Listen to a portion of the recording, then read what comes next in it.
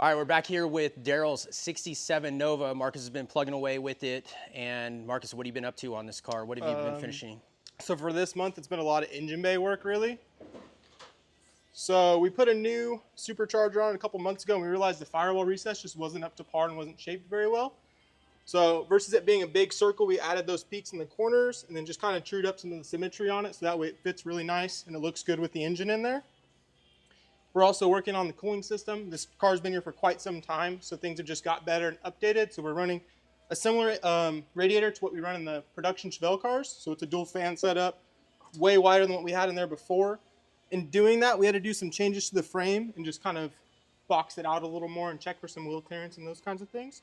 So you can see we got some stuff clecoed in for these inner fenders. That's going to work around the radiator and just make it look a lot smoother and let the car run better. Just to reiterate, Daryl's 67 Nova has been here for quite a many years, just over the time, just having stuff done to it, completing this build on the direction that he's been wanting to go. But with that, because of the time change, things have advanced, ideas have changed, and that's why we're going back in and changing some of these things that have already been done previously, correct? Correct. And then kind of go along with how long this car's been here. There's that valence that's been on the car for quite some time. We're kind of revamping that and kind of going through a couple things. We got a couple renderings over here on the window. So after kind of going through a couple things and wanting to create more of like that supercar vibe that we've been kind of talking about, we're going to add some more ventings, kind of open this area up to also aid with cooling and everything else. So there'll be a couple functional ducts that'll be in both sides. Okay. And so that's going to go, that we've showed that before, that hung down pretty decently. Correct. From this bumper. But this bumper is still the same as from before, just the valance. Same bumper, we're just changing that front valance to kind of give it a little more modern look.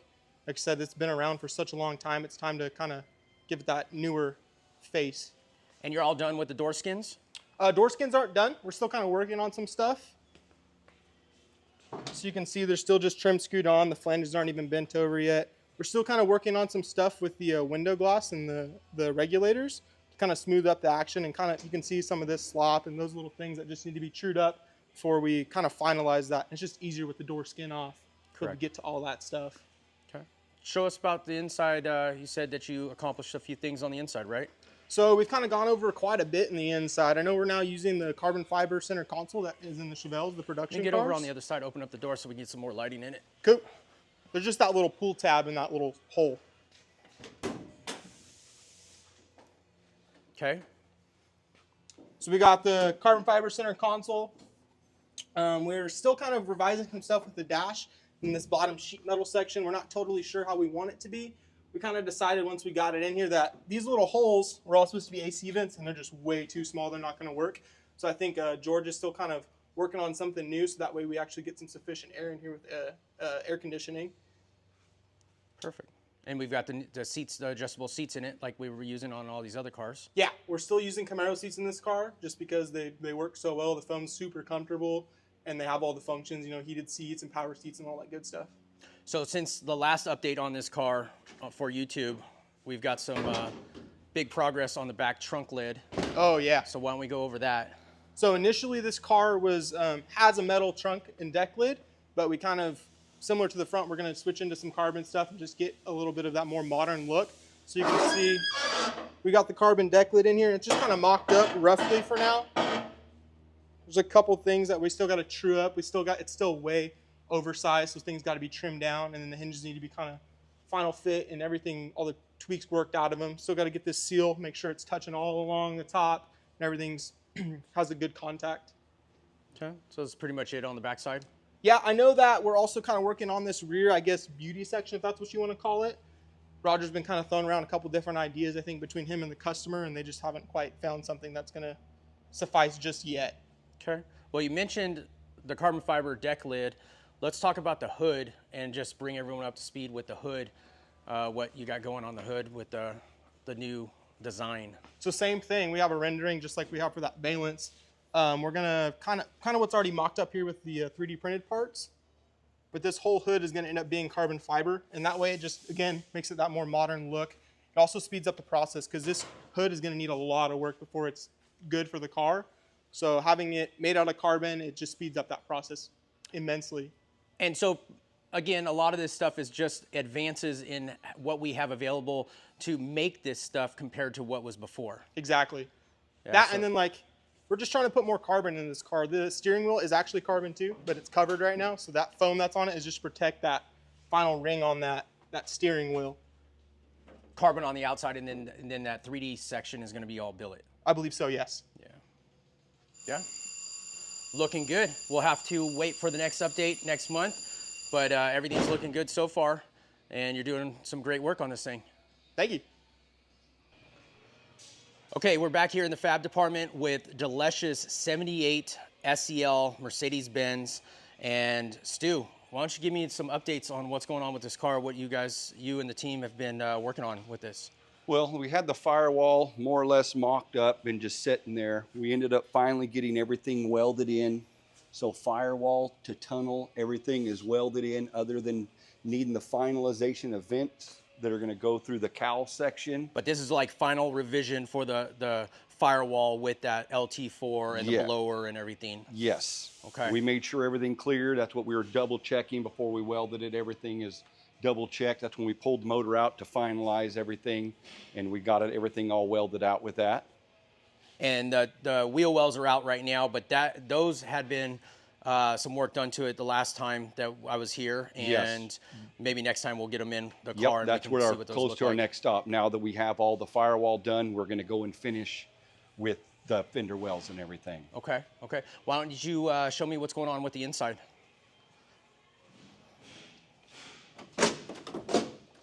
And like showing that everything has been welded now, we're working on the seat bases to finalize to make sure seats are setting level.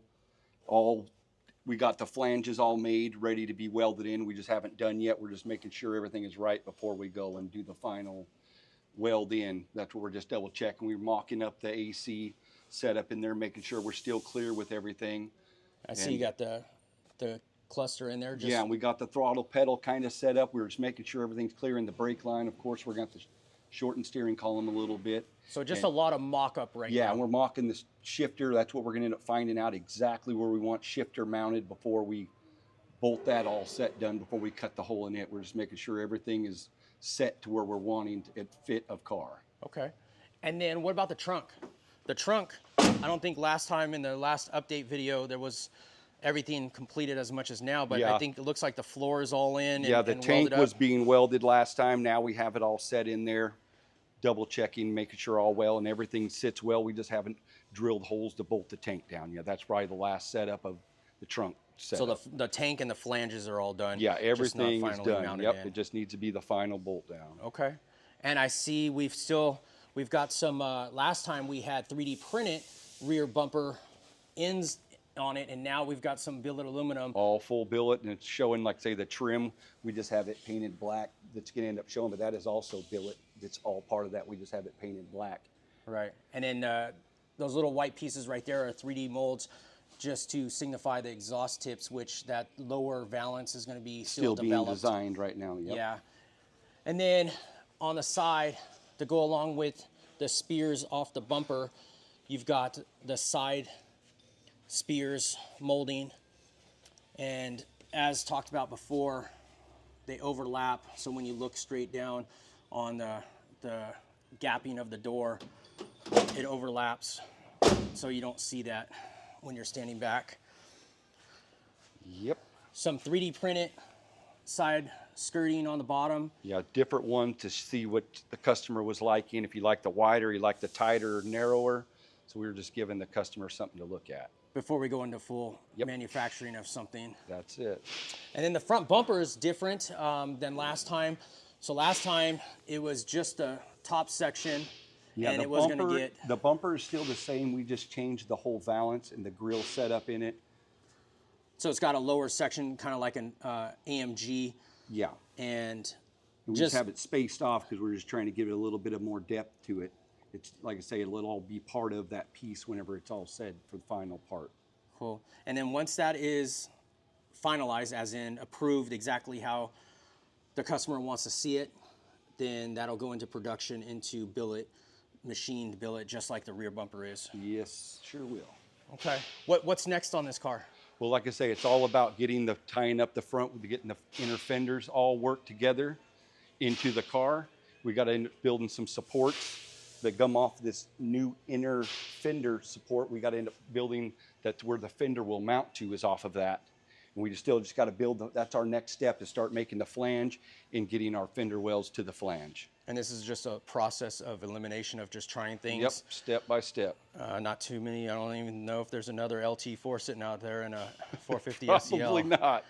But it's a tough one right now to get. Yeah, cool. All right, well, I appreciate your time throwing us a little information on what's going on with this car, and we'll get some more updates on it very soon. All right, we have Josh here with Roger Holder's 67 Chevelle. Josh, what's been going on with this car? Well, for the past couple months, we've been doing a lot of the underneath stuff, so a lot of electrical. Had to take the Don Hardy 427 here with the Holley setup, get it all wired up, make sure all the wiring looks nice and neat, get the body harness from American Auto Wire all wired up and throughout the car, and then get all the plumbing figured out. So we have plumbing for fuel system, brake system, intercooler system, power steering, all that fun stuff. Get everything designed and set up for XRP fitting, so everything looks nice and clean on the engine side. So right now we have the 3D printed intake adapter here to move the throttle body down and clear the hood. It will be made out of billet aluminum. It's off being welded right now. It was machined out of 2 different pieces. It's going to look nice and slick by the time it's done. And I'm guessing that's going to get powder coated black as well. I believe so, yes. It was a nice, polished, beautiful piece Work of when art. I last saw Yes. it. Yes. Yeah. Yes. And so the hood is all done. Yep. Hood's And been clears- modified to clear the supercharger. So initially we had 2 risers here, and so in order to clear the supercharger, we took the original design and followed the body line to where it makes it look more of a natural flow to it. And Clean. we're talking about opening this up to get some more airflow inside also. Yeah. So radiator, everything's pretty much buttoned up other than hoses at this point. Yep, just getting the hoses all dialed in, make sure the hoses are route nice and neat. Doesn't look like a jumbled mess. So hopefully next update, maybe this thing's fired up. About a month from now, probably not quite there, but really Okay. close. All right, let's take us into the inside. Actually, real quick here, I see we've got wheels on it now. So wheels showed up. Yes, so we've got the wheels on here. We've been playing with the stance. We ended up lowering a little bit, and because of the stance now, we're looking at redesigning the inner fenders. Inner fenders are going to have to open up a little bit because in order to have clearance right now, we'd have to raise it up about 1.5 inches. It just doesn't quite have the look that Roger wants. So, but with these Forge Line wheels, it's going to look pretty slick. Yeah, domino effect. You want the stance, you have to make clearance for it. Exactly. Awesome. Let's take us into the inside.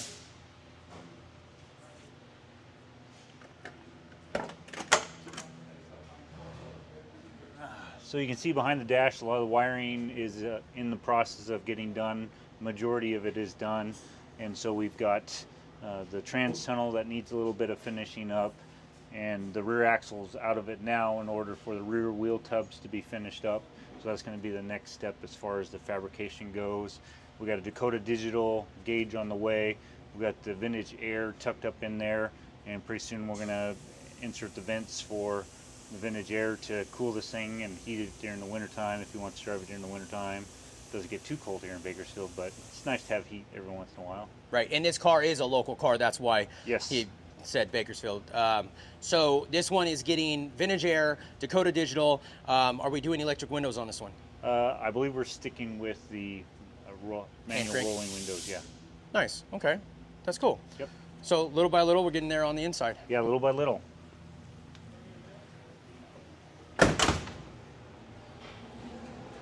And out back. So out back, we've got the battery tray mounted in place, and so the battery trays, got everything set up for the battery tender, the electric cutoff switch. We're running a VaporWorks fuel management system for this, so I got the VaporWorks module mounted back here close to the battery like they want it.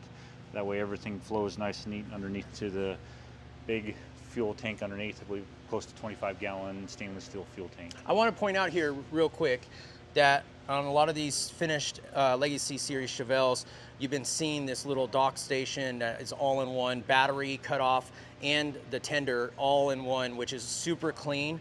Man, it's just a great little finishing touch to these cars. Yeah, it makes it a lot easier to service the battery and make sure everything's turned off and kept charged when you're not driving it. Okay, and the rear axle's out of it, and Yes. you've So been the rear doing some axle, work. we need to shave off about 1/2 inch on each side and narrow it down a little bit. And taking it out also gave me an opportunity to take care of the brake line that needs to go over the axle to get to both sides. So we'll be shortening it up here pretty soon, and then get axles ordered, get everything back in there, get some gears in there, and put it back in. So Dunchman 9-inch, and this one's running a SpeedTech Extreme chassis. Just a straight axle, obviously rear, no IRS, but this right here is going to be a nice stout setup right here. Yeah, it's got to be able to take that 1,200 horsepower that Don Hardy puts out and put it down to the ground without breaking anything. That is true. That is true. This thing's going to definitely be a tire fryer. Cool. Well, we look forward to the updates when we come back, and we'll see it again. Sounds good. Thanks a lot, Josh. All right, we got this beautiful 73 K5 Blazer. Danny, you've been working on this thing. You stuffed a LT1 and a 10-speed in it. Tell us how this project has been going. What did you have to do to get that engine and trans mocked up into this chassis? Well, the truck came in, had no issues on it, so what I did is we disconnected the body, lifted it up. I pulled out the original motor that they had in there, pulled out all the original wiring that they had, gutted everything out so that we can rewire, put new wire system all throughout from the engine bay all the way to the back taillights. And we mocked up a 10-speed with an Atlas transmission, and then I believe you did also, when the chassis when everything was off of it, you also upgraded the steering to a crossover steering kit, correct? Yes, absolutely, we did that. We also changed over the fuel tank in it. Did you have any hurdles going about doing this thing? I mean, this thing was pretty beautiful as it is, right? This truck was clean. It was really clean when the owner brought it in. No hurdles whatsoever. It was pretty easy, just pulling off that body from the chassis. We weren't dealing with any rusted bolts or anything of that nature, so everything came up pretty fast. And then that LT1 slipped right in. The only thing we did have to do was change out the body mounts, the engine mounts. We had to get those fabricated, something so that way we could fit this LT1 in there. Obviously, the original brackets weren't going to work. Cool. And then on the inside, how's everything looking on the inside? On the inside, awesome. As you can see, we got it up again, this thing was in a really good state. This thing was clean, man. Super clean. Awesome, beautiful. As you can see, took out the dash pad and all of the wiring. We're also going to be putting in a vintage air system in here. So we pulled out all the original ones that they had in there, and we're just getting ready for the next step to get the wiring done. So. You said Vintage Air is going to get a Dakota Digital? Absolutely, yeah, Dakota Digital gauges. So we pulled the original out, which will fit right back in, but along with the Dakota Digital. And then I heard something on the outside, some of the moldings and emblems are going to get remade, right? They are going to get remade. Because these ones don't fit that well, huh? I'll come around. Show me some of the issues that we got here. Well, we got to go to the other side, but what you see... I'll follow you. What you'll see is they came in, and I don't know what's going on there. They decided to screw them in, so on the other side you'll see that, and that's not what we do. So we're gonna design and remake these all in-house. That is correct. We all build aluminum all the way around. Yeah, you can see what they've done, and so we're gonna fix that. Not the cleanest thing, but okay.